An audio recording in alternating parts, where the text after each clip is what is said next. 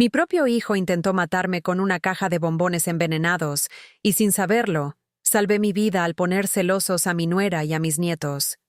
Cuando me llamó, preguntando si me había comido los bombones, le dije que no, que se los había regalado a Laura y a los niños. El silencio al otro lado de la línea fue ensordecedor. Luego gritó como un desesperado que qué había hecho. En ese momento, no entendí por qué Tomás estaba tan alterado. Pensé que estaba enfadado porque le había dado su regalo a otras personas. Qué ingenua fui. Mi nombre es Dolores. Tengo 69 años. Durante 40 años, sacrifiqué todo por mi hijo, Tomás. Todo. Mi juventud, mis sueños, mis ahorros. Lo adopté cuando solo tenía 2 años, después de que sus padres biológicos murieran en un accidente. Le di mi apellido, mi amor incondicional, mi vida entera. Pero ese día, el día de mi 69 cumpleaños, todo cambió. Aquella caja de bombones artesanales que llegó a mi puerta parecía un hermoso regalo de un hijo agradecido. Los bombones eran exquisitos, caros. Venían en una caja elegante con una tarjeta que decía: «Para la mejor madre del mundo, con amor, Tomás». Me emocioné tanto. Hacía meses que no recibía ningún gesto de cariño de su parte. Desde que se casó con Laura, todo cambió. Ella llegó como una tormenta a nuestras vidas, llenando la cabeza de mi hijo de veneno contra mí. «Tu madre es demasiado entrometida», decía ella. «Ya eres mayor para que te esté cuidando», le susurraba al oído. Y Tomás, mi Tomás, el niño que crié con tanto amor, empezó a cambiar. Poco a poco, se fue distanciando. Las visitas se hicieron más escasas, las llamadas más frías, los abrazos más distantes. Pero yo seguía teniendo esperanza. Seguía creyendo que mi hijo volvería a ser el de antes. Aquella mañana, cuando llegaron los bombones, pensé que por fin había sucedido, que mi hijo se había acordado de lo mucho que me quería, que Laura no había logrado destruir por completo el vínculo que habíamos construido durante tantos años. Los bombones tenían una pinta deliciosa, eran de una marca exclusiva, de esas que cuestan una fortuna. Cada pieza era una obra de arte, decorada con detalles dorados y formas perfectas. Pero yo, siempre he sido así, siempre pensando en los demás antes que en mí. Estos bombones son demasiado buenos para mí sola, pensé. Laura y los niños los disfrutarán mucho más. Los pequeños siempre habían sido mi debilidad. A pesar de todo el desdén que me mostraba su madre, yo adoraba a esos niños. Eran mis nietos, la prolongación de mi Tomás, lo único puro que quedaba en esa relación tóxica. Así que tomé la caja, la volví a envolver con cuidado y me dirigí a casa de Tomás, que estaba a un corto trayecto en coche de mi casa en la Sierra de Madrid. Cuando llamé a la puerta, fue Laura quien abrió. Como siempre, me recibió con esa sonrisa falsa que tanto odiaba. Esa sonrisa que no le llegaba a los ojos, que gritaba desprecio aunque sus labios intentaran fingir cortesía. «Hola, Dolores», dijo con ese tono condescendiente que usaba conmigo. «¿Qué te trae por aquí?» Le entregué la caja de bombones y le expliqué que eran de Tomás para mí, pero que quería compartirlos con ella y los niños. Por un momento, vi algo extraño en sus ojos, como sorpresa, pero no de la buena. Era más bien como miedo, confusión. Pero rápidamente recompuso su expresión y tomó la caja. «Qué bonito detalle de Tomás», murmuró. «A los niños les encantará. No me invitó a pasar. Nunca lo hacía. Siempre encontraba una excusa para mantenerme en la puerta, como si fuera una vendedora ambulante y no la abuela de sus hijos. Esa vez dijo que los niños estaban durmiendo, que había sido un día largo, que quizás otro día sería mejor. Me fui a casa con el corazón un poco triste, pero también con cierta satisfacción. Había hecho algo bueno. Había compartido la alegría del regalo de mi hijo con su familia. Aquella noche, me acosté pensando que quizás, solo quizás, ese gesto ayudaría a limar asperezas entre Laura y yo. Al día siguiente, el teléfono sonó temprano. Era Tomás. Su voz sonaba extraña, tensa. «Mamá», me dijo, «¿qué tal los bombones?» La pregunta me tomó por sorpresa. Era raro que se interesara tanto por saber si había disfrutado un regalo. Normalmente, después de darme algo, parecía olvidarse por completo del asunto. «Ay, Tomás», le respondí con sinceridad. «Se los di a Laura y a los niños. Ya sabes lo mucho que les gustan los dulces». El silencio que siguió fue aterrador. Fue como si el mundo se hubiera detenido. Podía oír los latidos de mi propio corazón mientras esperaba su respuesta. Entonces, explotó. «¿Qué hiciste qué?», gritó con una furia que nunca había oído en su voz. «Se los di a Laura y a los niños. Estás loca». Su voz temblaba de una manera que me asustó. No era solo enfado, era pánico puro. «Tomás, no entiendo», dije, intentando mantener la calma. «Pensé que te alegrarías de que compartiera tu regalo con tu familia». Pero él seguía gritando, cada vez más desesperado. Me preguntó una y otra vez si estaba segura de no haber comido ni un solo bombón, si le había dado la caja entera, si los niños ya los habían comido. Sus preguntas eran tan específicas, tan urgentes, que empecé a sospechar. ¿Por qué le importaba tanto que yo no hubiera probado los bombones? ¿Por qué parecía aliviado de que yo no los hubiera comido, pero desesperado de que se los hubiera dado a su propia familia? Colgó bruscamente después de gritarme que era una idiota, que lo había arruinado todo. Me quedé con el teléfono en la mano, temblando, sin entender qué había pasado, pero algo dentro de mí, un instinto maternal que había desarrollado durante años de cuidar y proteger, me decía que algo iba terriblemente mal. Esa tarde, me llamó Laura. Su voz sonaba diferente, preocupada. «Dolores», me dijo. Los niños se sintieron mal después de comer los bombones. Tuvimos que llevarlos al Hospital de La Paz. Se me heló la sangre. «¿Qué les pasó?», pregunté con el corazón en un puño. «Los médicos dicen que fue una intoxicación alimentaria», respondió.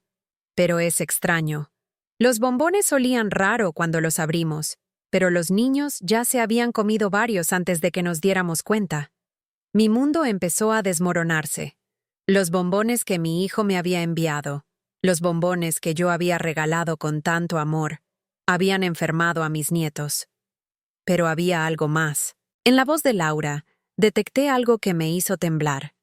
Era miedo, sí, pero también comprensión, como si por fin hubiera entendido algo que había estado sucediendo delante de sus narices sin que se diera cuenta. Aquella noche, no pude dormir. Las piezas del puzzle empezaron a encajar en mi mente con una claridad aterradora. La reacción de Tomás al saber que yo había regalado los bombones, su desesperación al saber que no los había comido, su alivio mezclado con pánico, las preguntas específicas sobre si había probado siquiera un trocito. Y entonces, como un relámpago en la oscuridad, la verdad me golpeó con toda su fuerza brutal. Mi hijo, mi propio hijo, al que había criado y amado incondicionalmente, había intentado envenenarme. Los días siguientes fueron una pesadilla. Los niños se recuperaron, gracias a Dios, pero el veneno había dejado su marca. Laura me confesó que los médicos habían encontrado restos de arsénico en sus pequeños cuerpos. Arsénico, una palabra que solo había oído en las películas de crímenes. Ahora formaba parte de mi realidad más horrible. Mi nuera, por primera vez en años, me habló sin esa máscara de desprecio. Su voz temblaba cuando me dijo: «Dolores, creo que esos bombones no eran para compartir. Creo que eran específicamente para ti». Sus palabras confirmaron lo que mi corazón ya sabía, pero mi mente se negaba a aceptar. Tomás había desaparecido. No contestaba el teléfono. No respondía a los mensajes. Cuando Laura fue a buscarlo a su trabajo en la gestoría del Distrito Financiero de Madrid, le dijeron que había pedido un permiso de emergencia. Había huido como el cobarde que era, dejando a su mujer y a sus hijos sufriendo las consecuencias de su plan diabólico. Pero yo conocía a mi hijo. Sabía dónde encontrarlo. Sabía que cuando se sentía acorralado siempre corría al mismo lugar, la casa de su tía Natalia, mi hermana menor. Ella siempre había tenido debilidad por Tomás, siempre justificando sus errores, protegiéndolo de las consecuencias de sus actos. Conduje hasta la casa de Natalia con las manos temblando en el volante. 40 años de amor incondicional, 40 años de sacrificios, 40 años de dar todo lo que tenía. Y esto era lo que recibía a cambio. Un hijo que quería verme muerta. Cuando llamé a la puerta, Natalia abrió con cara de culpabilidad. «Dolores», murmuró. «No sabía que venías, pero yo ya había visto el coche de Tomás aparcado en la esquina. Sé que está aquí», dije con una voz que no reconocí como mía. Tomás apareció detrás de ella como un fantasma. Tenía el rostro demacrado, los ojos hundidos, pero lo que más me impactó fue la expresión de su cara. No había remordimiento, no había culpa, solo había resentimiento, como si yo fuera la culpable de todo este desastre. «¿Por qué?», fue lo único que pude preguntarle. «¿Por qué quisiste matarme?». Mi voz se rompió en esa última palabra. Matarme. Mi propio hijo había querido matarme. Su respuesta me rompió el alma en 1000 pedazos. «Porque eres una carga», dijo con una frialdad que me heló la sangre. «Porque siempre has sido una carga. Porque necesito tu herencia y nunca te mueres». Mi herencia. Claro, todo se reducía al dinero. El dinero que había ahorrado durante décadas trabajando día y noche. El dinero que había ahorrado viviendo como una miserable para asegurarle un futuro. El dinero que pensaba dejarle cuando muriera de forma natural, de vieja, rodeada del amor de mi familia. «Pero no sabía que tenías tanto dinero», continuó con esa voz venenosa, «hasta que vi los documentos del banco cuando te pusiste enferma el año pasado. 200. 1000 euros, mamá. 200. 1000 euros que necesito ahora, no cuando tengas 90 años. 200. 1000 euros que yo había ganado con sangre, sudor y lágrimas. 200. 1000 euros que representaban 40 años de trabajo, de privaciones, de noches sin dormir haciendo doble turno para darle la mejor educación, la mejor ropa, las mejores oportunidades. Además», añadió como si fuera lo más natural del mundo, «ya estás vieja. ¿Qué más vas a hacer con tu vida? ¿Para qué necesitas tanto dinero a tu edad?». Sus palabras eran puñales en mi corazón. Cada sílaba era una traición más profunda que la anterior. Natalia intentó intervenir. «Tomás, no hables así», murmuró, pero él la silenció con una mirada. «Tía, sabes que tengo razón. Ella ya ha vivido su vida. Yo tengo una familia que mantener, unos hijos que educar, un futuro por delante. Un futuro construido sobre mi cadáver», le respondí con una amargura que no sabía que tenía dentro. «Un futuro comprado con mi muerte». Me miró con desprecio, como si yo fuera la loca, como si yo fuera la villana en esta historia retorcida. «No seas dramática», me dijo. «Iba a ser rápido. Los bombones tenían suficiente arsénico para que pareciera un infarto natural. Nadie habría sospechado nada. Habrías muerto tranquilamente durmiendo, y yo habría heredado lo que de todas formas iba a ser mío». Sus palabras revelaron la profundidad de su traición. No había sido un impulso, un momento de locura. Había sido un plan calculado, meticuloso, frío. Había investigado el veneno. Había comprado los bombones más caros para disimular el sabor. Había calculado la dosis exacta. Mi muerte había sido planificada con la misma dedicación con la que yo le había planificado sus cumpleaños durante tantos años. «¿Y qué pasó?», le pregunté. «¿Por qué no funcionó tu plan perfecto?». Su rostro se contrajo en una mueca de frustración. «Porque eres demasiado estúpida para comerte unos bombones que te regala tu propio hijo», me escupió. «Porque siempre tienes que ser la mártir. Siempre tienes que darlo todo. Siempre tienes que ser la santa madre abnegada». La ironía era asfixiante.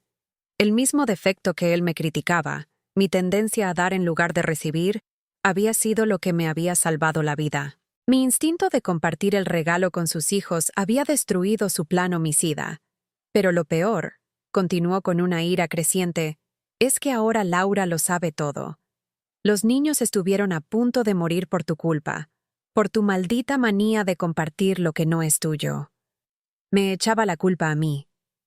Después de intentar asesinarme, me culpaba a mí del envenenamiento de sus propios hijos. Laura había aparecido en el umbral de la puerta durante nuestra conversación. Tenía el rostro pálido, los ojos llenos de lágrimas. Lo había oído todo. La confirmación final de que su marido no solo había intentado matar a su suegra, sino que había estado dispuesto a sacrificar a sus propios hijos en el proceso. Tomás, dijo con la voz rota, ¿cómo has podido? ¿Cómo has podido poner en peligro a nuestros hijos? Él se volvió hacia ella con la misma frialdad que me había mostrado a mí. Porque no iba a pasar nada, respondió. Porque el veneno era para ella, no para vosotros. Pero sabías que yo siempre comparto todo con los niños, gritó Laura. Sabías que existía la posibilidad de que se comieran esos bombones. Tomás se encogió de hombros como si estuviera hablando del tiempo. Era un riesgo calculado, murmuró. Un riesgo calculado. Los niños que yo había ayudado a criar, los niños que llenaban mis tardes de alegría cuando todo lo demás se había vuelto gris, habían sido para él un riesgo calculado en su plan para asesinarme. En ese momento, comprendí que el hijo que había criado, el niño que había adoptado y amado como si hubiera salido de mis propias entrañas, había muerto hacía mucho tiempo. El hombre que tenía delante era un extraño peligroso que había sido capaz de mirarme a los ojos durante años mientras planeaba mi muerte. Se acabó, le dije con una calma que me sorprendió a mí misma. Se acabó todo entre nosotros. Se echó a reír, una risa amarga, cruel. ¿Qué vas a hacer, mamá? ¿Llamar a la policía? ¿Denunciar a tu propio hijo? Sabes que nunca lo harás. Eres demasiado débil. Demasiado débil. Durante 40 años, había sido demasiado débil para decirle que no. Demasiado débil para ponerle límites. Demasiado débil para ver que mi amor incondicional lo había convertido en un monstruo. Pero ese día, en esa casa, ante la evidencia de su traición absoluta, algo cambió dentro de mí. Tienes razón, le dije. He sido demasiado débil durante demasiado tiempo, pero eso se acaba hoy. Me di la vuelta y empecé a caminar hacia la puerta. Ya verás lo que puede hacer una mujer débil cuando por fin encuentra su fuerza. Sus gritos me siguieron hasta la calle. Me gritó que era una ingrata, que después de todo lo que había hecho por mí, lo estaba abandonando. Todo lo que había hecho por mí, el colmo del cinismo. Intentar matarme era en su mente retorcida algo que había hecho por mí. Aquella noche, en la soledad de mi casa, lloré como no había llorado en décadas. Lloré por el hijo que había perdido, por los años desperdiciados, por el amor traicionado. Pero, sobre todo, lloré por la mujer que había sido, ingenua, permisiva, ciega ante la maldad que crecía ante mis ojos. Cuando las lágrimas cesaron, tomé una decisión. Tomás tenía razón en una cosa. Yo era demasiado débil. Pero esa mujer débil estaba muriendo esa noche. Mañana nacería una nueva Dolores. Una Dolores que había aprendido que el amor sin límites no es una virtud, es complicidad. Una Dolores que había descubierto que a veces, para protegerte, tienes que convertirte en lo que tus enemigos menos esperan. Sonó mi teléfono. Era Santiago, mi abogado, un viejo amigo de la familia. Dolores, me dijo. Me ha llamado Laura. Me lo ha contado todo. ¿Estás bien? Por primera vez en días, sonreí. Estoy perfecta, Santiago, y tengo trabajo para ti.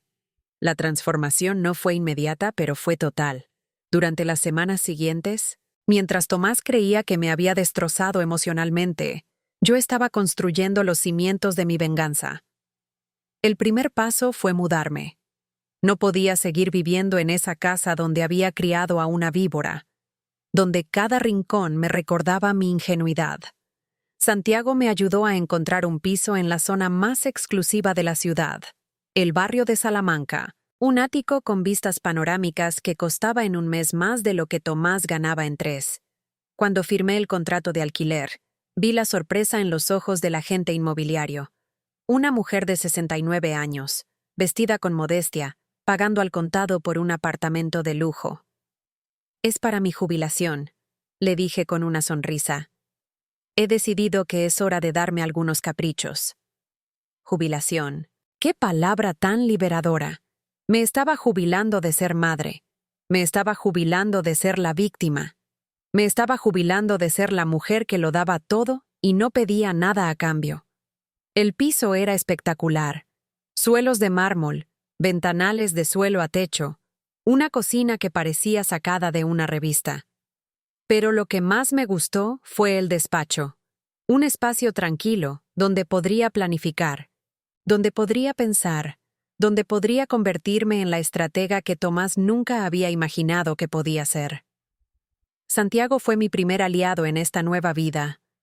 Durante años, se había encargado de mis asuntos legales básicos, testamentos, seguros, trámites menores. Pero ahora necesitaba algo más. Necesitaba a un guerrero legal que me ayudara a desmantelar sistemáticamente la vida del hombre que había intentado asesinarme. «Dolores», me dijo en nuestra primera reunión seria, «esto va a ser brutal. Tomás no se va a rendir fácilmente. Va a luchar. Va a mentir. Va a intentar manipular la situación a su favor». Me recliné en el sillón de cuero de su despacho y lo miré a los ojos. Santiago me subestimó durante 40 años. Ahora es mi turno de sorprenderlo a él. Lo primero que hicimos fue asegurar mi dinero. Tomás sabía de la cuenta principal, pero no sabía de las otras 3. No sabía de los depósitos a plazo fijo que había estado renovando religiosamente cada año. No sabía de las acciones que había comprado con el dinero extra de mis trabajos de fin de semana. No sabía que su estúpida madre había construido un modesto pero sólido imperio financiero. En total, me dijo Santiago después de revisar todos los documentos, estamos hablando de casi 400. 0 euros, no de 200. 1000 como él cree. 400. 1000 euros. 40 años de sacrificio convertidos en poder económico. 40 años de vivir como una pobre para morir como una reina. Pero el dinero era solo una herramienta. El arma real era la información. Santiago contrató a un investigador privado, un ex policía llamado Roberto, especializado en casos familiares. Lo que descubrimos en las semanas siguientes me dejó sin palabras. Tomás no solo había planeado mi muerte por la herencia, tenía deudas que yo desconocía, deudas de juego, deudas con prestamistas, deudas que habían convertido mi muerte en una necesidad urgente para él. Mi hijo no era solo un asesino frustrado. Era un ludópata en bancarrota que se había jugado el futuro de su familia a mi costa. «Aquí están las pruebas», dijo Roberto, entregándome una carpeta llena de fotografías, documentos, registros bancarios. Su hijo debe más de 50. 1000 euros a gente muy peligrosa, gente que no acepta excusas. Las fotografías lo mostraban en casinos de Torrelodones, en casas de apuestas clandestinas de Usera, en reuniones nocturnas con hombres de aspecto amenazador. Había hipotecado la casa donde vivía con Laura sin decirle nada. Había empeñado el coche de su mujer. Había vaciado las cuentas de ahorro de los niños para pagar intereses. Mi hijo no solo era un asesino, era un ladrón que le había robado el futuro a su propia familia. «Laura no sabe nada de esto», continuó Roberto. «Lleva meses mintiéndole. Le dice que tiene problemas en el trabajo, que los pagos se retrasan, que tienen que economizar. Pero la verdad es que está usando el dinero de la casa para jugar». La información era devastadora, pero también era perfecta. Tomás había construido su propia prisión con sus mentiras y sus adicciones. Yo solo tenía que empujar los barrotes para que todo se derrumbara. Mientras tanto, él creía que me había vencido. Habían pasado 3 semanas desde nuestro enfrentamiento en casa de Natalia, y yo no había dado señales de vida. No lo había llamado, no me había presentado en su casa. No había hecho ningún drama. En su mente narcisista, esto confirmaba su teoría. Yo era demasiado débil para enfrentarme a él. Pero yo estaba trabajando. Cada día, desde mi nuevo piso, coordinaba con Santiago los siguientes movimientos. Cada noche, revisaba los informes de Roberto, aprendiendo más sobre el monstruo en que se había convertido mi hijo. Cada amanecer, planificaba el siguiente paso de mi meticulosa venganza. La primera fase era psicológica. Necesitaba que Tomás sintiera que tenía el control, que había ganado. Necesitaba que se volviera complaciente, que bajara la guardia. Por eso no había dado señales de vida. Por eso le había dejado creer que estaba escondida en algún rincón llorando y sintiéndome derrotada. Santiago me había explicado el proceso legal. Tenemos pruebas del intento de envenenamiento. Me dijo, los análisis médicos de los niños, el testimonio de Laura, las grabaciones que hiciste de sus confesiones. Sí, había grabado toda nuestra conversación en casa de Natalia. Un pequeño dispositivo que me había dado Roberto escondido en mi bolso. Pero, continuó Santiago, un proceso penal va a ser largo y complicado. Habrá cobertura mediática. Habrá escándalo público. ¿Estás preparada para eso? Estaba más que preparada. Después de 40 años en la sombra, estaba lista para salir a la luz y mostrarle al mundo quién era realmente Tomás. Además, añadió con una sonrisa, tenemos pruebas de estafa, malversación y manipulación financiera. Podemos destrozarlo económicamente antes de que empiece siquiera el proceso penal. Económicamente, la palabra sonaba deliciosa. Tomás había intentado matarme por dinero. Ahora iba a perder todo su dinero por intentar matarme. Durante esas semanas de silencio, también trabajé en mí misma.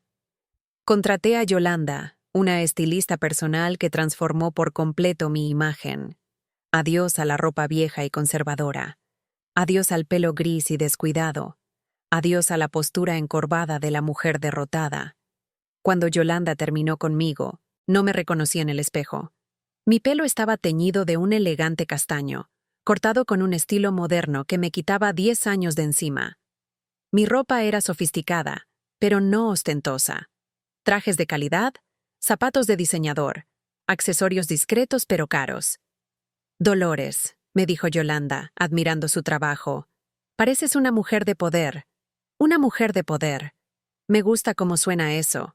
Durante 40 años había sido una mujer de servicio, una mujer de sacrificio, una mujer de sombras. Ahora era el momento de ser una mujer de poder. El último elemento de mi transformación fue el más importante: mi actitud. Contraté a una coach personal, una psicóloga especializada en empoderamiento femenino.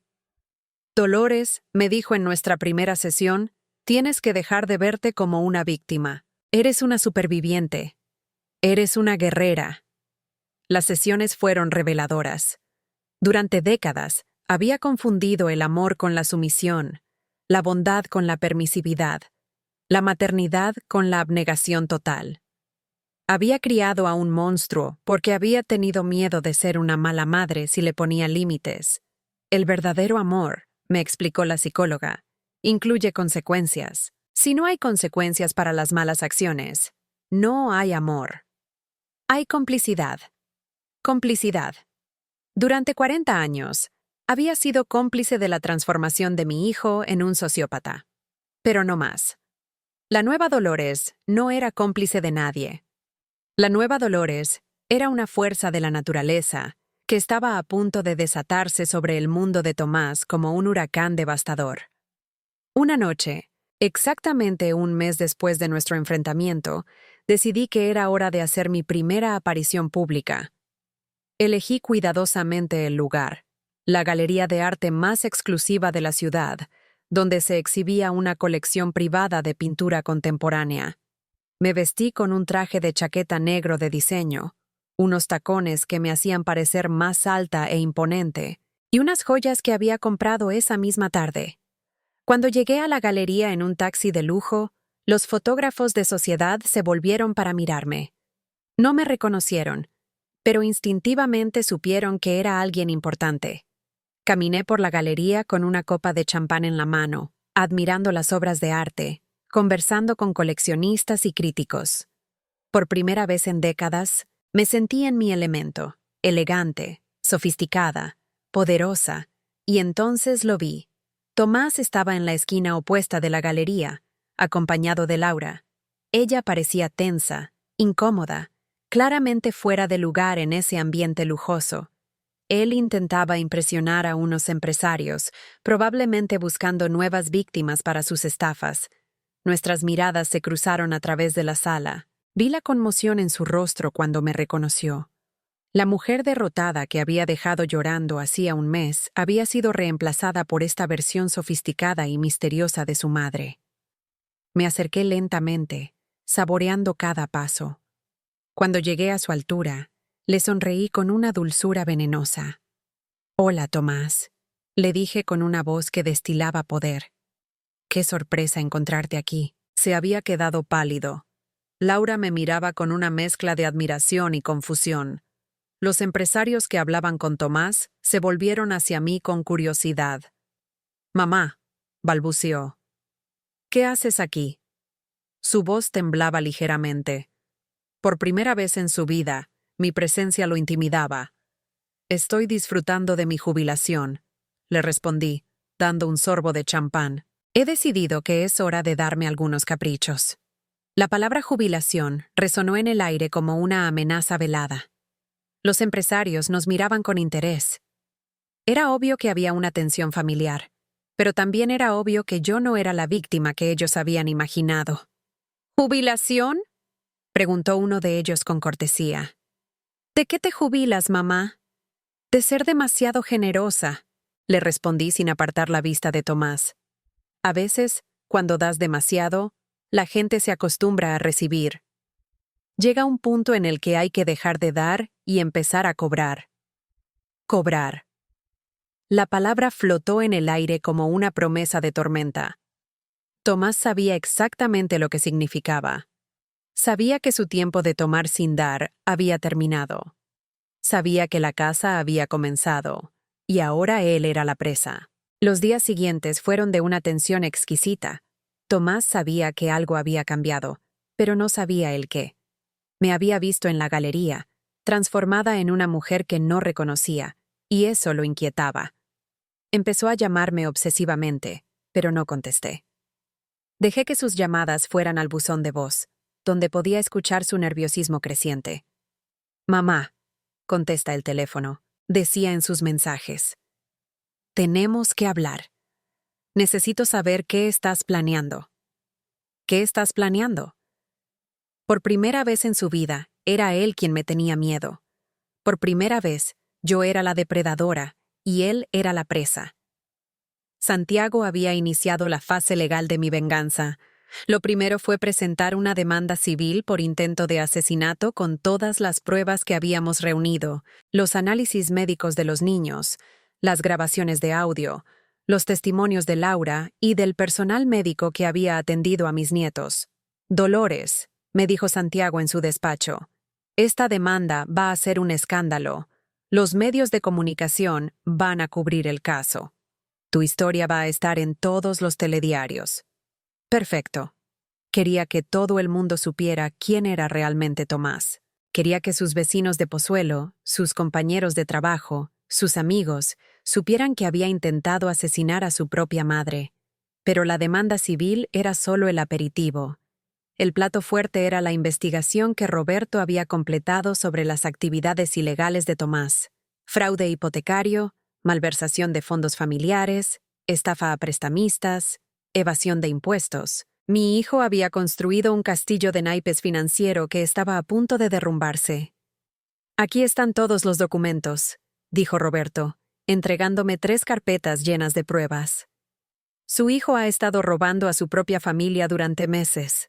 Laura puede demandarlo por fraude conyugal y recuperar todo lo que le robó. Fraude conyugal. Las palabras sonaban deliciosas. Decidí que era hora de tener una conversación con Laura. A pesar de todos nuestros problemas pasados, ella también era una víctima de Tomás. Ella también había sido engañada, manipulada, robada, y lo más importante, era la madre de mis nietos, los niños que habían estado a punto de morir por culpa de su padre. La invité a comer al restaurante más elegante de la ciudad. Cuando llegó, vi la sorpresa en sus ojos al ver mi nueva versión. Ya no era la suegra modesta y resignada que había conocido durante años. Era una mujer de poder que había decidido tomar las riendas de su destino. «Laura», le dije después de que pidiéramos nuestra comida, «tenemos que hablar». Ella asintió, nerviosa. Sabía que algo grande se avecinaba.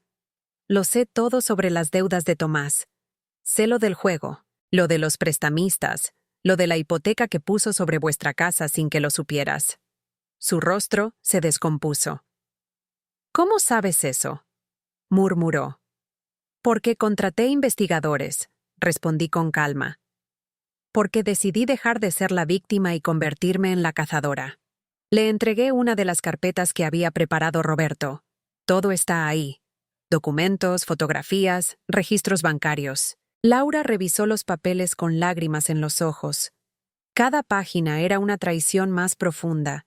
Su marido no solo había intentado asesinar a su suegra, sino que había estado robando sistemáticamente el futuro de su familia para alimentar su adicción al juego. «Dolores», me dijo con la voz rota. Yo no sabía nada de esto. Me decía que había problemas en el trabajo, que teníamos que economizar. Nunca imaginé que estuviera... Su voz se perdió en sollozos, que estuviera destruyendo nuestras vidas. «Laura», le dije, tomándole la mano, «tú no tienes la culpa de nada. Tomás nos engañó a las dos, pero ahora tenemos la oportunidad de conseguir justicia».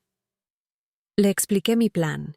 Ella podía presentar una demanda por fraude conyugal, recuperar la casa, proteger el futuro de los niños. Yo la ayudaría con los gastos legales. Pero, añadí con firmeza, necesito que testifiques contra Tomás. Necesito que cuentes toda la verdad sobre los bombones, sobre su confesión, sobre todo lo que has visto. No lo dudó ni un segundo. «Por supuesto», me dijo. «Es lo mínimo que puedo hacer después de todo lo que ha pasado». Mientras comíamos nuestro solomillo, Tomás llegó al restaurante. No era una coincidencia. La había estado siguiendo, preocupado por esta reunión entre su mujer y su madre.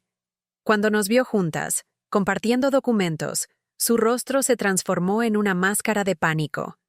Se acercó a nuestra mesa con pasos agitados. «¿Qué estáis haciendo?», preguntó con voz tensa. «¿De qué estáis hablando?». Su desesperación era palpable. Sabía que su mundo de mentiras se estaba derrumbando. «Estamos hablando de ti», respondí con una sonrisa fría.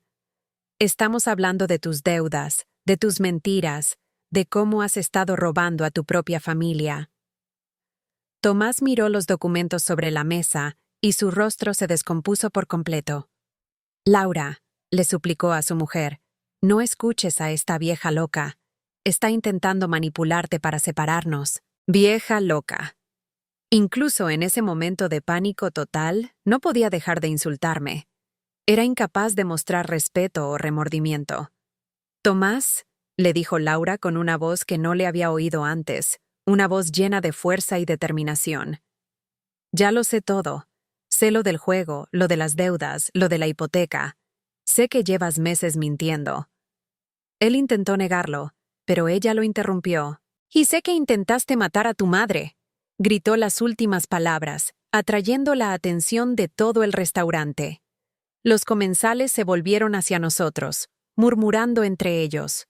Tomás se dio cuenta de que lo estaban observando y bajó la voz, pero su desesperación era cada vez más evidente. «Laura, por favor», le susurró. «Podemos arreglar esto. Podemos solucionarlo juntos. No tienes que escuchar a esta mujer. Siempre ha intentado separarnos. Siempre manipulando, siempre culpando a los demás, nunca asumiendo la responsabilidad de sus actos». «No», respondió Laura con firmeza. «Se acabó. Se acabaron las mentiras. Se acabó la manipulación. Voy a proteger a nuestros hijos, y eso significa apartarlos de ti. Se levantó de la mesa, cogió su bolso y se dirigió a la salida. Mis abogados se pondrán en contacto contigo. Tomás se quedó allí, junto a nuestra mesa, temblando de rabia e impotencia.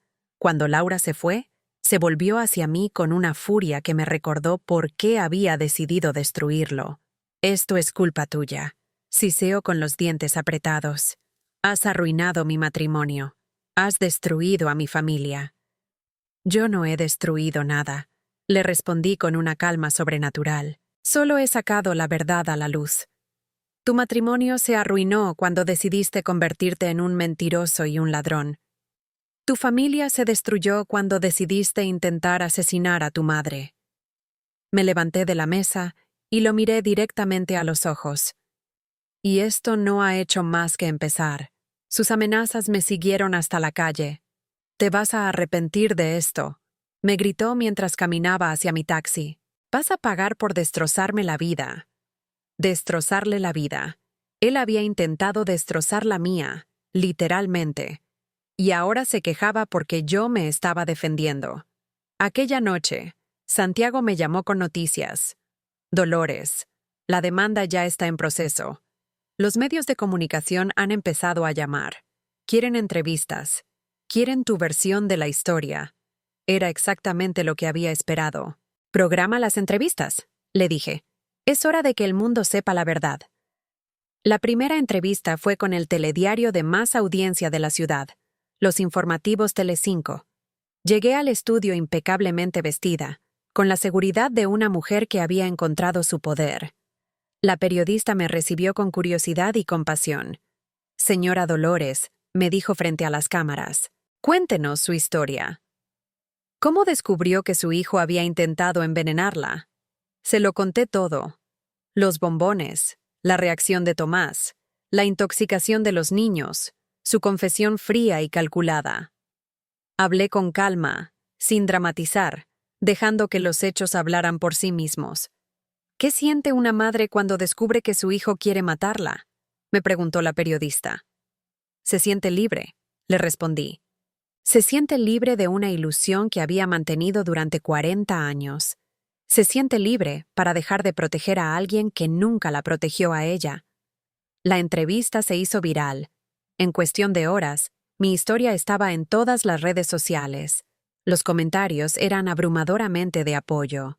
Cientos de mujeres me escribieron contándome sus propias historias de hijos ingratos, de familias tóxicas, de amor no correspondido. Pero la parte más satisfactoria fueron los comentarios sobre Tomás. Sus compañeros de trabajo empezaron a reconocerlo como el hijo que había intentado asesinar a su madre. Sus vecinos empezaron a mirarlo con desprecio. Sus amigos empezaron a distanciarse de él. El escándalo lo seguía a todas partes.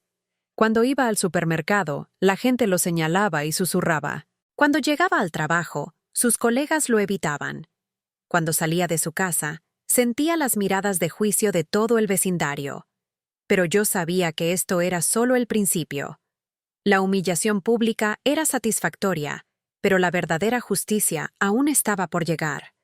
Los procesos legales, la pérdida de su patrimonio, la destrucción completa de la vida que había construido sobre mentiras y traiciones. Tomás había subestimado a la mujer que había criado durante 40 años. Había pensado que podía deshacerse de mí como quien tira un papel a la basura. Ahora estaba descubriendo que había despertado a un monstruo mucho más poderoso y despiadado que él. La caza había comenzado oficialmente, y yo era una depredadora que había esperado 40 años para mostrar sus garras. El proceso legal avanzó como una avalancha imparable. Santiago había presentado todas las demandas simultáneamente. Intento de asesinato, fraude familiar, estafa agravada y una demanda civil por daños emocionales que ascendía a 500.000 euros. Tomás se despertó un lunes y descubrió que su vida había estallado en 1000 pedazos. Su cuenta bancaria fue inmediatamente congelada. Los pocos ahorros que le quedaban después de su ludopatía compulsiva fueron bloqueados mientras se investigaba el origen de los fondos. Su salario fue embargado para asegurar el pago de las demandas civiles. De la noche a la mañana, se quedó sin un céntimo. Dolores. Me informó Santiago con satisfacción. Tu hijo está en la ruina. No puede permitirse un abogado decente. Va a tener que conformarse con uno de oficio. Un abogado de oficio contra el mejor bufete de la ciudad. La batalla era desigual desde el principio, pero lo más delicioso fue ver cómo se desmoronaba su mundo social. El vídeo de mi entrevista televisiva había generado tal escándalo que los medios empezaron a investigar más a fondo la vida de Tomás. Pronto salieron a la luz sus deudas de juego, sus estafas a compañeros de trabajo y sus mentiras sistemáticas. Su jefe lo llamó a una reunión urgente. Tomás, le dijo, la empresa no puede permitirse tener su nombre asociado a este escándalo. Estás despedido, con efecto inmediato. 20 años trabajando en la misma empresa, eliminados por un escándalo que él mismo había creado. Los prestamistas, que lo habían estado presionando por sus deudas de juego, vieron las noticias y decidieron acelerar sus cobros. Sabían que si no actuaban rápido, no recuperarían ni un euro. Empezaron a presentarse en su casa, a llamarlo a todas horas, a amenazarlo abiertamente. Una noche, mientras disfrutaba de una copa de vino en mi apartamento de lujo, recibí una llamada de Laura. Estaba llorando. Dolores, me dijo entre sollozos. Han venido unos hombres a la casa, hombres armados. Dicen que si Tomás no les paga mañana, se van a llevar la casa y todo lo que hay dentro. ¿Dónde está Tomás?, le pregunté. Ha desaparecido, respondió. Cuando vio a esos hombres, salió corriendo por la puerta de atrás. Me ha dejado sola con los niños para enfrentarme a esos criminales, cobarde hasta el final. Cuando las cosas se ponían difíciles, abandonaba a su familia para salvar su propio pellejo. Laura, le dije con firmeza, coge a los niños y vete a casa de tu madre esta noche. Mañana por la mañana, vamos a solucionar esto. Había llegado el momento de mostrar mi siguiente carta. A la mañana siguiente, llegué a la casa de Tomás, acompañada de Santiago y 2 guardaespaldas que había contratado. Los prestamistas estaban allí, inspeccionando la propiedad, calculando qué podían llevarse para cubrir la deuda. Cuando me vieron llegar, se acercaron con curiosidad. Señora, me dijo el líder del grupo, un hombre corpulento con cicatrices en las manos. ¿Es usted familia de Tomás? Soy su madre, respondí con la misma calma con la que hablaría del tiempo. Y tengo una propuesta. Saqué un cheque firmado de mi bolso. Esta es la cantidad exacta que mi hijo os debe, les dije. 530. 7 euros. Tomadlo y olvidaos de él para siempre. Los hombres miraron el cheque con sorpresa. No esperaban que una mujer elegante apareciera con $500,000 de euros en efectivo. ¿Por qué haría esto por él?, me preguntó el líder. No lo hago por él, respondí. Lo hago por mi nuera y mis nietos. Ellos no tienen la culpa de vivir con un ludópata. El hombre tomó el cheque, lo examinó con cuidado y finalmente asintió. Trato hecho. Su hijo está libre de deudas con nosotros. Cuando se fueron, Laura salió de la casa con lágrimas en los ojos. Dolores, dijo, no puedo aceptar que pagues las deudas de Tomás. No las estoy pagando por él, le expliqué. Las estoy pagando por vosotros, y no es gratis. Le entregué un documento que había preparado Santiago. Es una transferencia de propiedad, le expliqué. La casa está ahora a tu nombre. Tomás ya no tiene ningún derecho legal sobre ella. ¿Y esto? Le entregué otro papel. Es un contrato de préstamo. Me debes 530. 0 euros. Pero puedes pagármelos en pequeñas cuotas durante los próximos 20 años. Era un acuerdo perfecto. Laura estaba protegida. Los niños tenían un hogar seguro. Y Tomás perdía su último recurso económico. Cuando por fin apareciera, descubriría que ya no era dueño de nada. Esa tarde, Tomás por fin se dignó a llamarme. Su voz sonaba desesperada, rota. «Mamá», suplicó, «necesito tu ayuda. Los prestamistas me van a matar si no les pago. Necesito dinero. Necesito que me perdones. Necesito...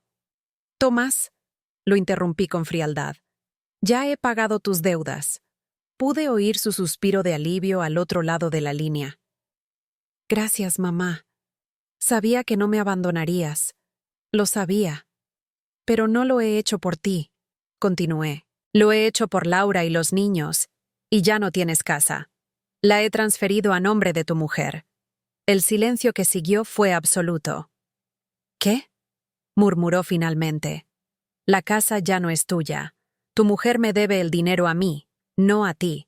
Tú no tienes nada más que ver con esa propiedad. Su respiración se volvió agitada. No puedes hacer eso, gritó.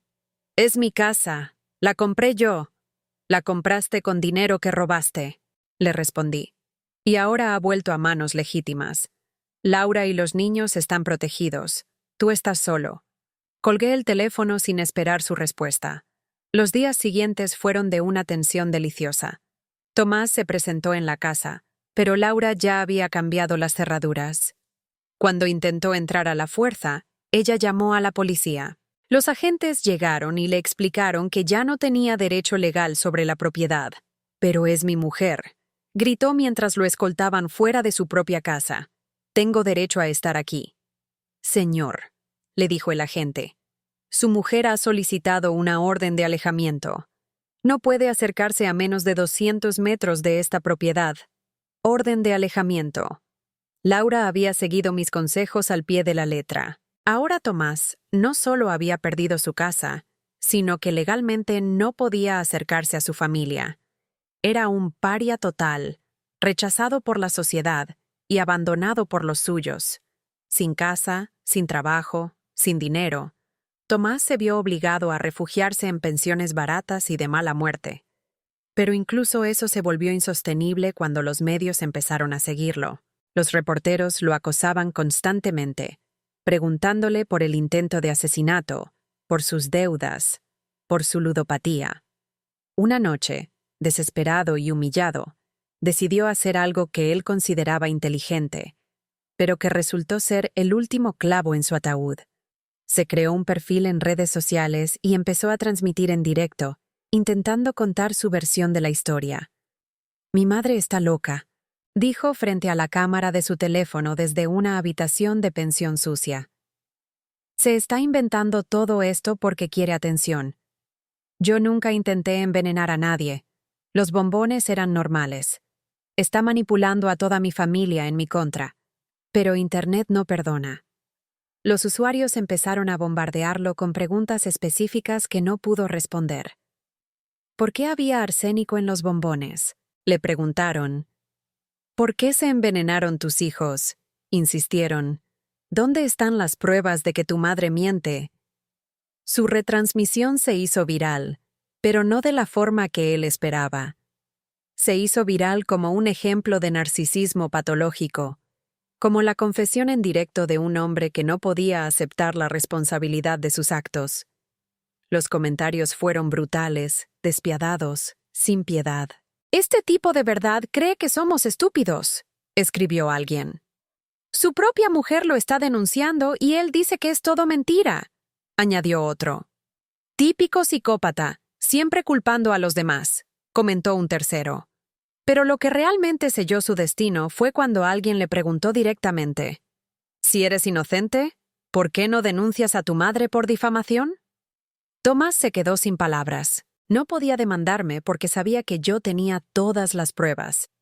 No podía negar el intento de envenenamiento porque las pruebas eran irrefutables.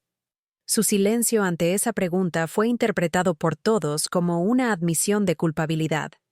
La retransmisión terminó abruptamente cuando empezó a recibir amenazas de muerte en directo. Había intentado manipular a la opinión pública y había conseguido exactamente lo contrario. Al día siguiente, fragmentos de su retransmisión estaban en todos los telediarios. Los analistas de comportamiento lo diseccionaron como un caso de estudio de narcisismo maligno. Los psicólogos explicaron en televisión cómo su incapacidad para aceptar la responsabilidad era típica de las personalidades antisociales. Tomás había logrado algo que yo no habría podido conseguir ni con el mejor equipo de relaciones públicas. Había destruido su propia reputación de forma tan completa y pública que ya no había vuelta atrás. Se había convertido en el villano nacional, en el símbolo de la ingratitud filial llevada al extremo. Pero para mí, lo más satisfactorio no era su humillación pública. Era la tranquilidad que veía en los ojos de Laura cuando la visitaba, la seguridad que sentían mis nietos en su propia casa, la paz que había encontrado al alejarme de la toxicidad que había dominado mi vida durante décadas.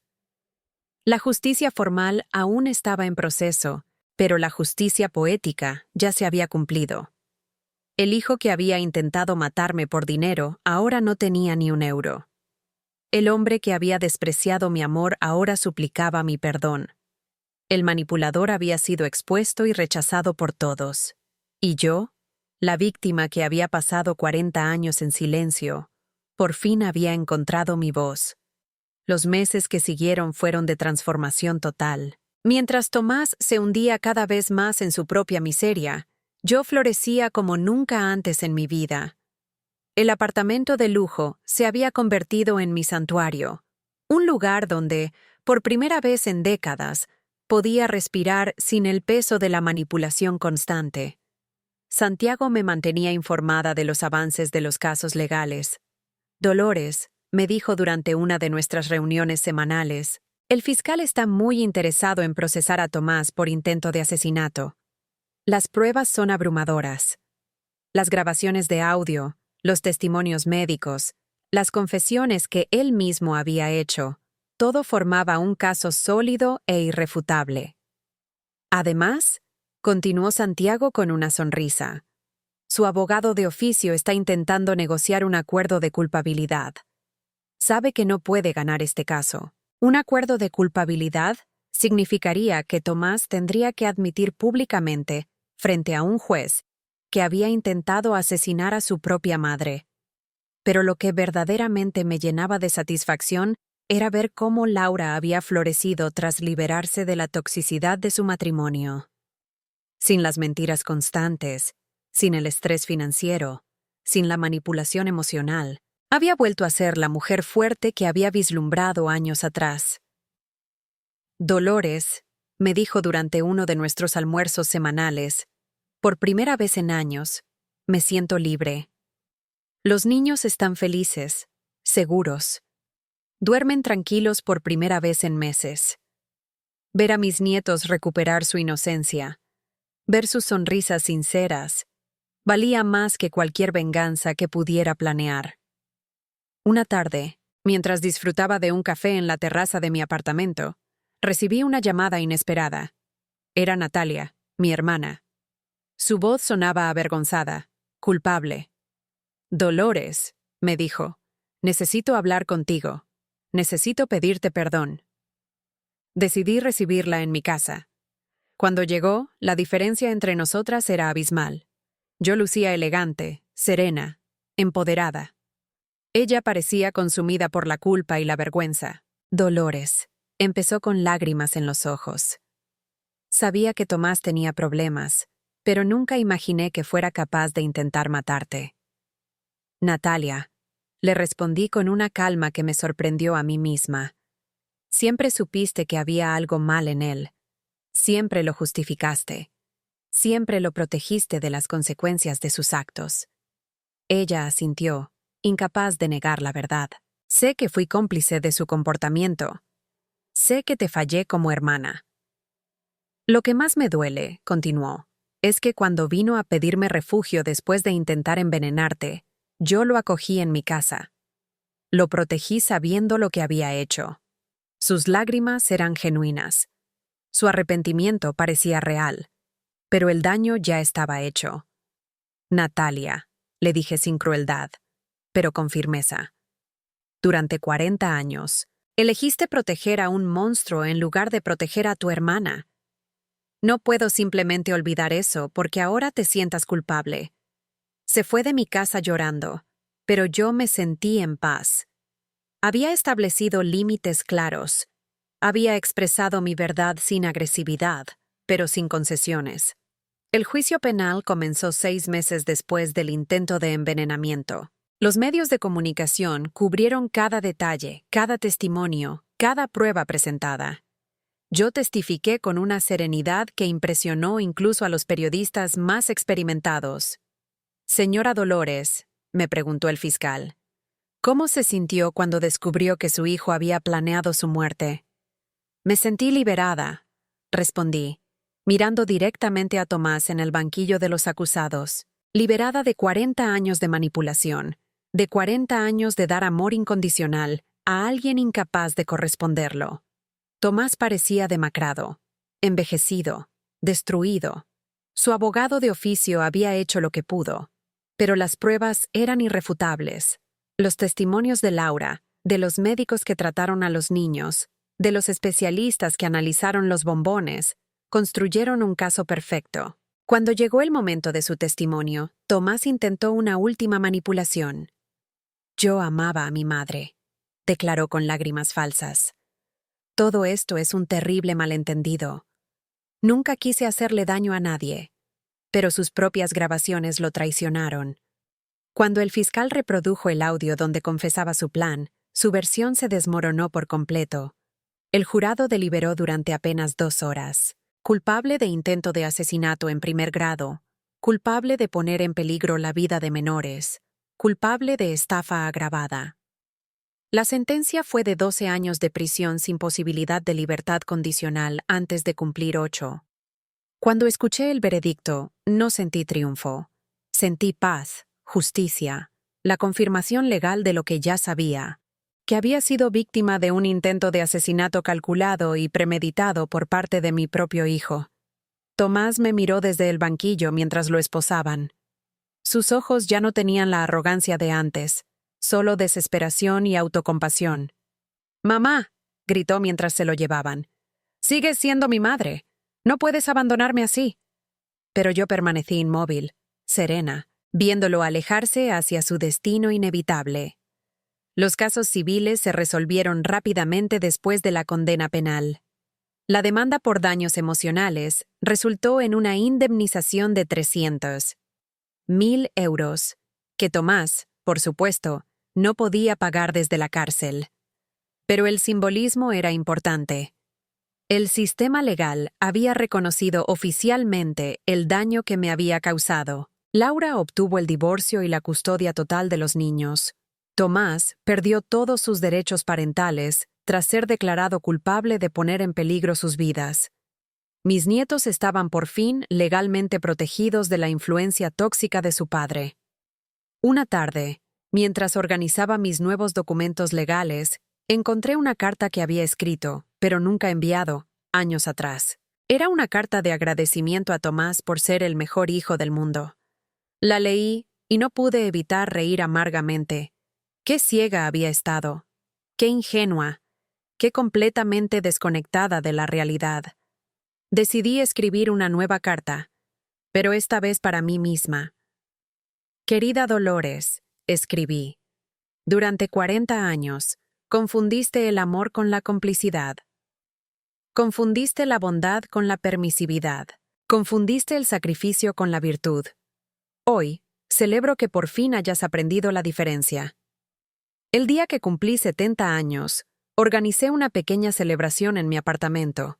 Invité a Laura y los niños, a Santiago y su mujer, a Yolanda, mi estilista, a Roberto el investigador, a las personas que me habían ayudado a reconstruir mi vida, que me habían apoyado en mi transformación. Cuando soplé las velas de mi tarta, pedí un deseo silencioso, que ninguna mujer tuviera que esperar a los 70 años para encontrar su fuerza, para poner límites, para defenderse de quienes abusaban de su amor. Aquella noche, a solas en mi apartamento, reflexioné sobre el viaje que había emprendido, de víctima silenciosa a mujer empoderada, de madre abnegada a persona que se valoraba a sí misma, de mujer que lo daba todo sin recibir nada, a mujer que había aprendido que el amor propio no es egoísmo, es supervivencia. Tomás había querido matarme para robarme mi dinero, pero había conseguido algo completamente opuesto. Había despertado a una mujer que no sabía que existía dentro de mí. Una mujer fuerte, inteligente, capaz de luchar por lo que le pertenecía. La justicia formal se había cumplido. Pero la verdadera victoria era personal. Había recuperado mi dignidad, mi autonomía, mi derecho a vivir sin miedo ni manipulación. 2 años después de la sentencia, mi vida había encontrado un equilibrio que nunca creí posible. Las heridas emocionales habían cicatrizado, no con el olvido, sino con la sabiduría. Había aprendido que sanar no significa olvidar, sino integrar el dolor en una nueva versión más fuerte de ti misma. Mi rutina diaria era un testimonio de mi recién descubierta libertad. Me despertaba sin el peso de la ansiedad que había cargado durante décadas.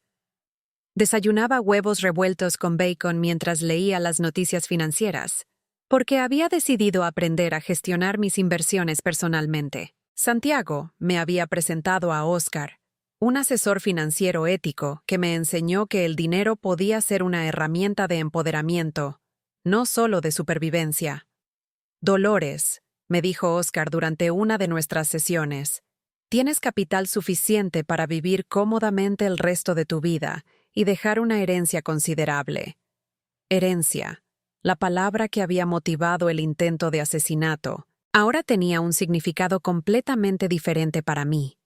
Había decidido crear un fideicomiso para mis nietos, administrado por Laura hasta que cumplieran 25 años. También establecí una fundación para ayudar a mujeres mayores, víctimas de abuso familiar. Mi experiencia traumática se había convertido en un propósito social. Los niños visitaban mi apartamento cada fin de semana. Ver sus caritas iluminarse cuando llegaban era la medicina más poderosa para cualquier tristeza residual. Abuela Dolores, me decía la pequeña Ana, ¿por qué papá ya no vive con nosotros? Eran preguntas difíciles que Laura y yo habíamos aprendido a responder con una honestidad adaptada a su edad. Papá tomó decisiones que hicieron mucho daño a mucha gente, explicaba Laura. A veces, cuando alguien hace daño a otros, tiene que ir a un lugar especial para aprender a comportarse mejor. Los niños aceptaban estas explicaciones con la resiliencia natural de la infancia, pero yo sabía que con el tiempo necesitarían más detalles. Una tarde, mientras jugaba con mis nietos en el Parque del Retiro, cerca de mi apartamento, vi a una mujer mayor sentada sola en un banco. Parecía triste, perdida, con esa expresión que yo conocía demasiado bien. Me acerqué e inicié una conversación. «Soy Yolanda», me dijo. No Yolanda la estilista, sino otra mujer que casualmente tenía el mismo nombre. Vivo con mi hijo y su mujer, pero me siento invisible. Me tratan como una carga. Su historia resonó profundamente en mí. Era como ver mi pasado reflejado en otra persona. Le conté mi experiencia, sin detalles dramáticos, pero con la sinceridad de quien ha transitado por la misma oscuridad. Yolanda, le dije, no tienes por qué aceptar que te traten como una carga. Tienes derechos, tienes valor, tienes opciones. Aquella conversación se convirtió en el germen de algo más grande. Empecé a organizar reuniones semanales en mi apartamento para mujeres mayores que enfrentaban situaciones similares. Lo llamamos el Círculo de la Fortaleza. Cada jueves por la tarde, mi salón se llenaba de historias de supervivencia, de apoyo mutuo, de mujeres redescubriéndose a sí mismas. Santiago me ayudó a formalizar la fundación. Fundación Dolores para la Dignidad de la Mujer Mayor, se llamó finalmente. Nuestro primer proyecto fue una casa de acogida temporal para mujeres mayores, víctimas de abuso familiar. El segundo, un programa de asistencia legal gratuita. Los medios de comunicación empezaron a llamarme para hablar del tema del maltrato a personas mayores. Mi historia había resonado tanto que me convertí, sin buscarlo, en una voz para otras víctimas. El abuso familiar no siempre deja moratones visibles, decía en las entrevistas. A veces el abuso es emocional, financiero, psicológico. Una mañana, exactamente 3 años después del intento de envenenamiento, recibí una carta desde la cárcel. Era de Tomás. Mi primer impulso fue tirarla sin leer. Pero la curiosidad pudo más. La abrí con manos temblorosas. Querida mamá, empezaba. Sé que no merezco tu perdón, pero necesito que sepas que he estado reflexionando sobre lo que hice. La carta continuaba con lo que parecían disculpas genuinas, expresiones de remordimiento, promesas de cambio, pero había algo en el tono que me resultaba familiar, la manipulación sutil, el intento de generar lástima. He estado yendo a terapia psicológica, escribía. El psicólogo dice que tengo problemas profundos que vienen de mi abandono temprano, de la muerte de mis padres biológicos. Incluso desde la cárcel, seguía culpando a otros de sus decisiones. Seguía siendo incapaz de asumir la responsabilidad total. Por favor, mamá, terminaba la carta. Dame una oportunidad de reparar el daño que causé. Acepta visitarme. Necesito verte. Necesito tu perdón para poder sanar. Necesito. Siempre se había tratado de lo que él necesitaba, nunca de lo que yo necesitaba o merecía. Le mostré la carta a mi psicóloga, la doctora que me había ayudado en mi proceso de sanación. Dolores, me dijo después de leerla. ¿Cómo te sientes al leer esto? Siento lástima, respondí. Pero no por él. Siento lástima porque después de 3 años en la cárcel, todavía no entiende de verdad lo que hizo. ¿Vas a contestarle?, preguntó. ¿Vas a visitarlo? Reflexioné durante días sobre esa pregunta. Una parte de mí, la madre que había sido durante 40 años, sentía la obligación de responder. Pero la nueva mujer que había surgido de las cenizas sabía que mi sanación no dependía de perdonar a la persona que había intentado matarme. Finalmente, decidí escribir una respuesta, pero no la que él esperaba. Tomás, escribí, he recibido tu carta. Me alegra saber que estás reflexionando sobre tus actos. Sin embargo, mi proceso de sanación no requiere verte ni perdonarte. He aprendido que el perdón es para beneficio de quien perdona, no de quien lo pide. He construido una vida plena sin ti, continuaba mi carta. He encontrado paz, propósito y felicidad. Tu ausencia no es un vacío en mi vida. Es un espacio lleno de tranquilidad.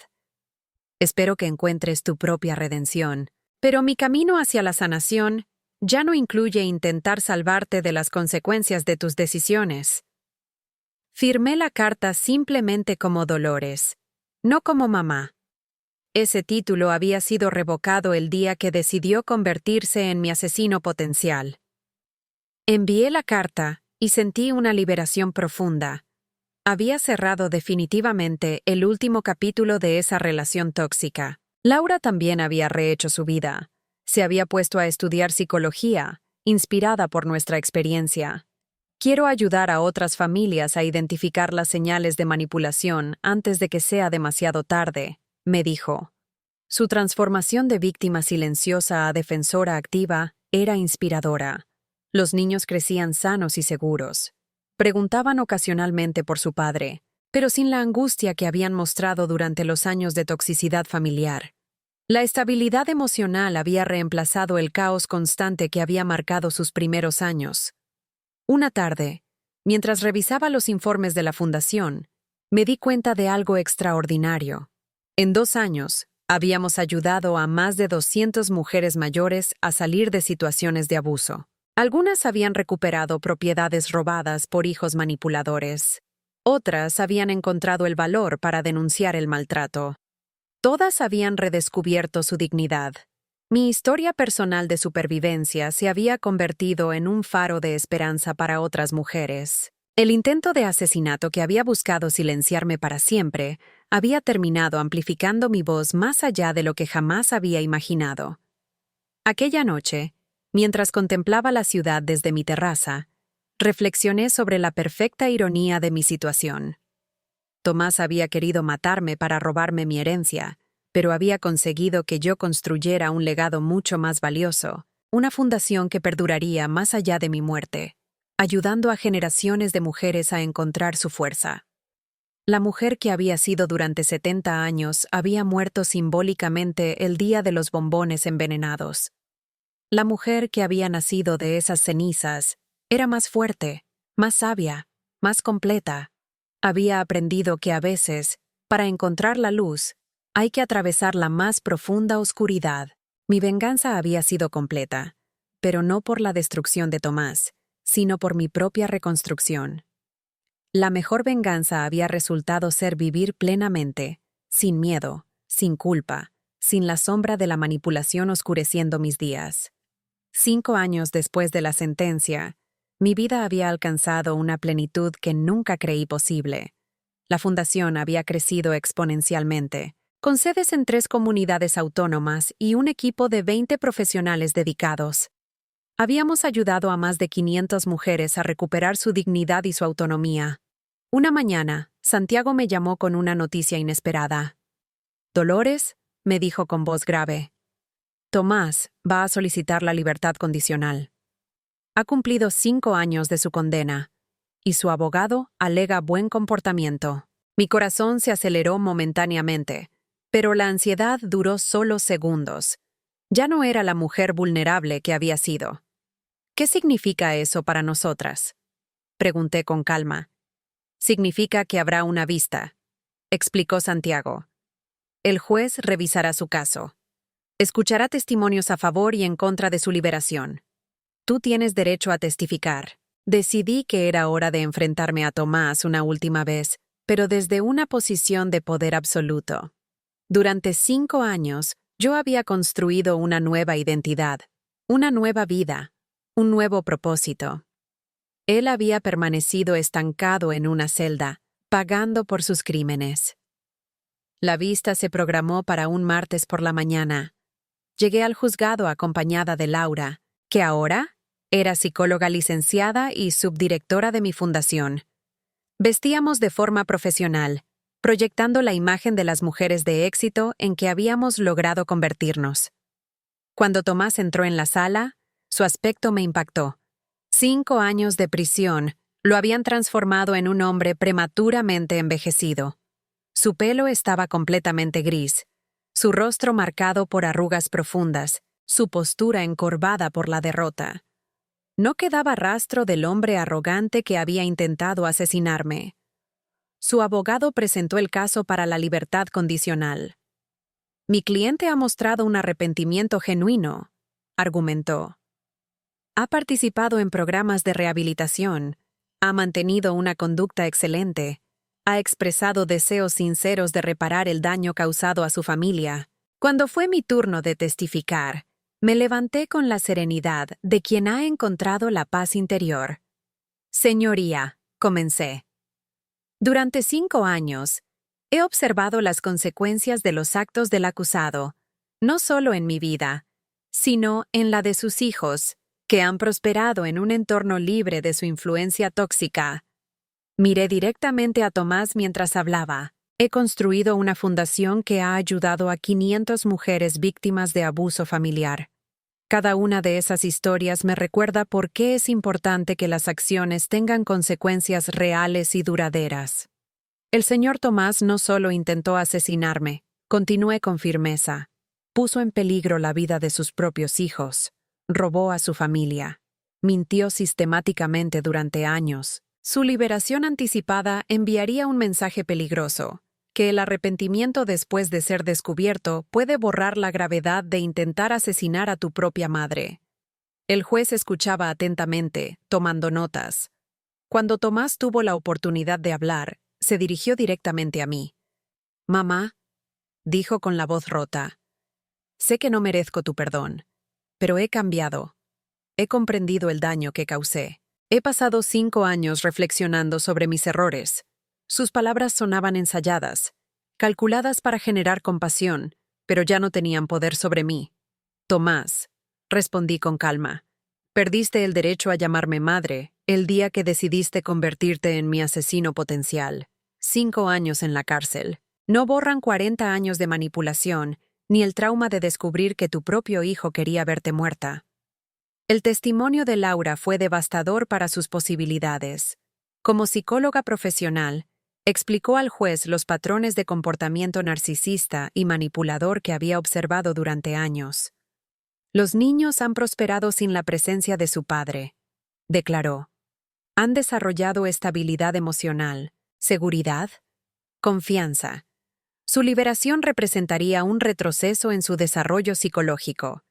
El fiscal presentó pruebas de que Tomás había intentado contactar con prestamistas desde la cárcel, sugiriendo que sus problemas de ludopatía persistían. También había recibido dinero de fuentes no identificadas en su cuenta del economato, lo que sugería vínculos continuos con actividades dudosas. Tras 2 horas de deliberación, el juez anunció su decisión. Solicitud de libertad condicional denegada, declaró. El acusado cumplirá su condena íntegra. La naturaleza premeditada de sus crímenes, combinada con el patrón de comportamiento manipulador y la falta de un arrepentimiento genuino, hacen que su liberación anticipada sea inapropiada.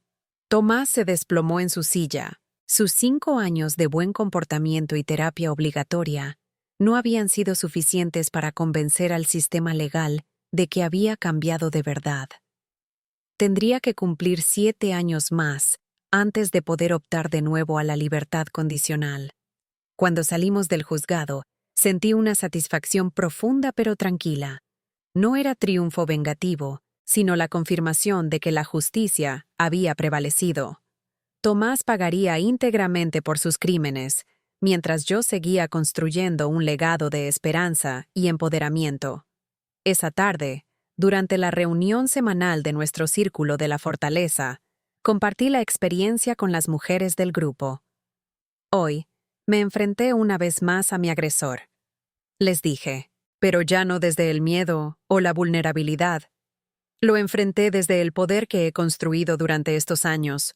Yolanda, la mujer que había conocido en el parque años atrás y que ahora coordinaba uno de nuestros programas, levantó la mano.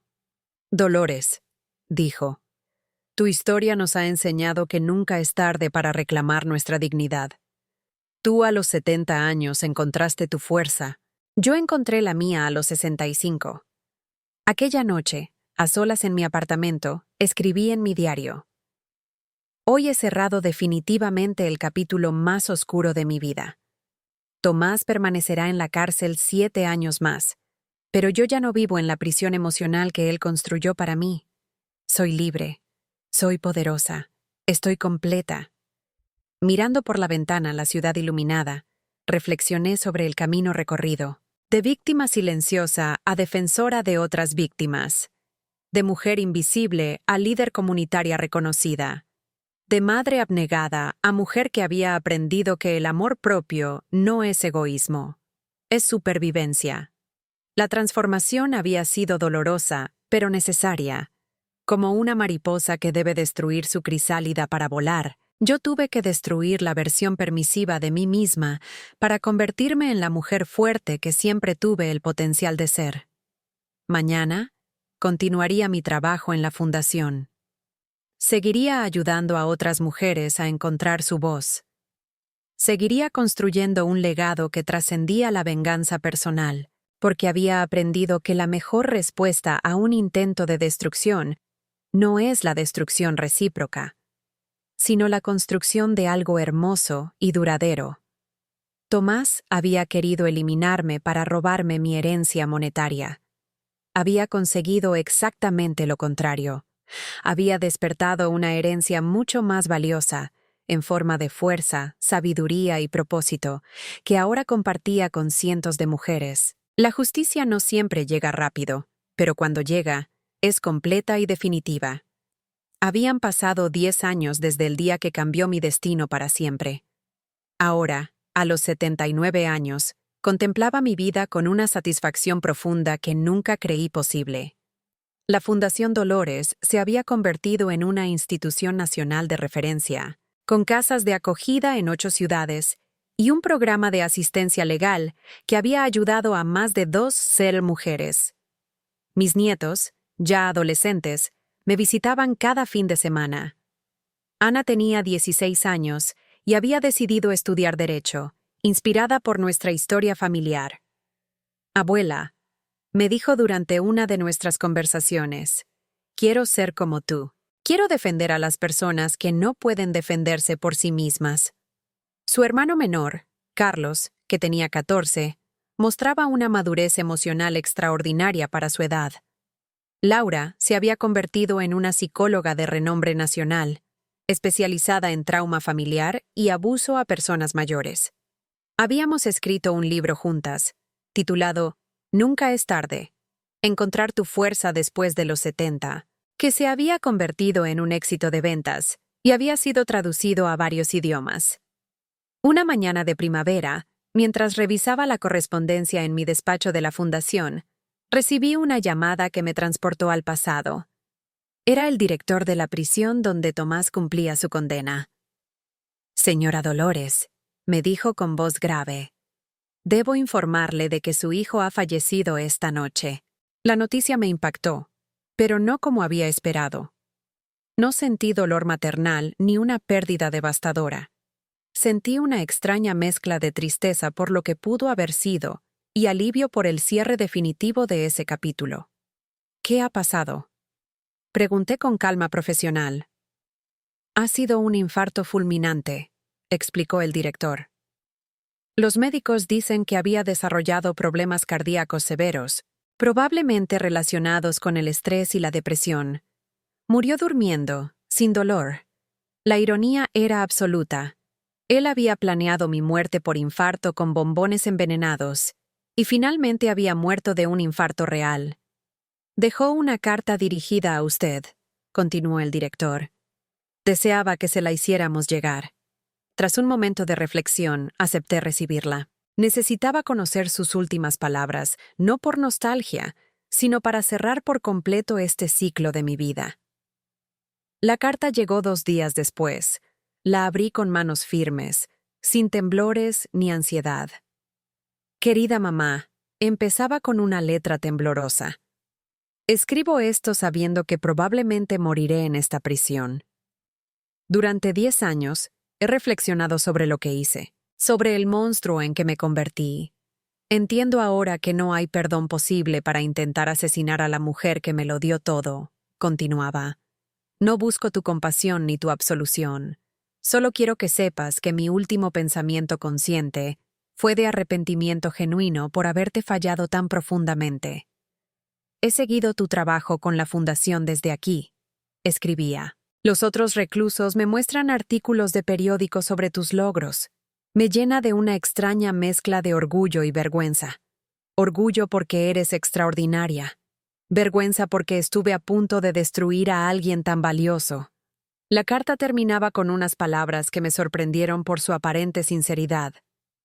«Muero sabiendo que el mundo es un lugar mejor porque tú sobreviviste y prosperaste. Espero que mi muerte te traiga la paz final que mereces.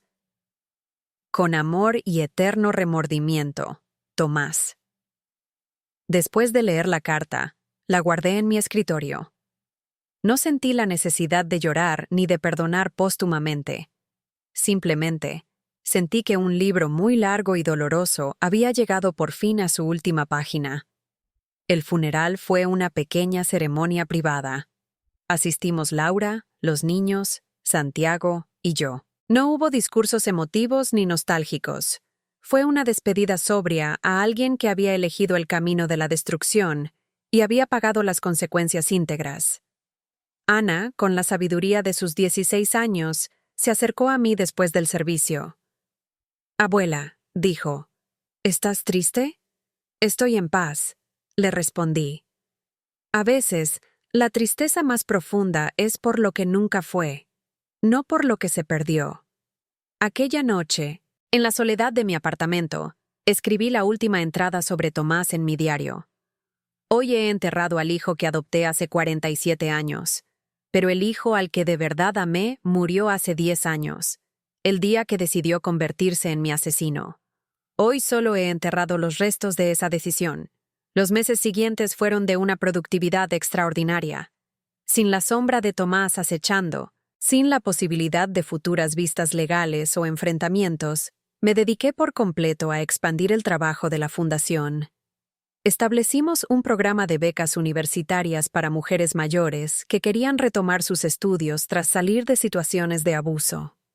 También creamos un centro de investigación sobre el maltrato a personas mayores, dirigido por Laura. Nuestros estudios empezaron a influir en las políticas públicas nacionales para la protección de los mayores.